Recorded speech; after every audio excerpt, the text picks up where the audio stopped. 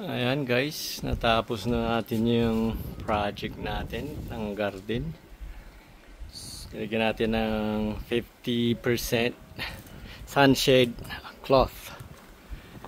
Pag nasa loob ka guys, ngayon mainit tapos mahangin, makikita mo naman napakalakas ng hangin.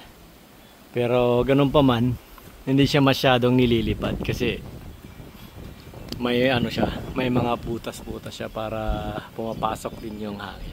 Pero yung shade, yung init sa loob, hindi na siya ganun kainit.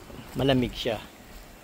Kaya naarawan din yung mga tanim natin at the same time hindi siya masusunog sa init kasi dito sa Arizona mainit pag during summer. Kaya ayan guys, tinaniman natin. Ito maglalagay tayo ng pang akyatan ng ampalaya guys. Ayan.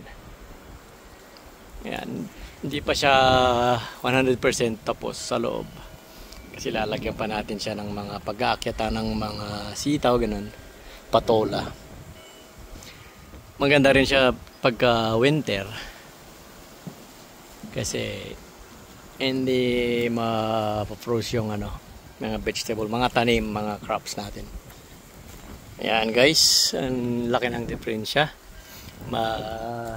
Simoy sa loob. Ayan.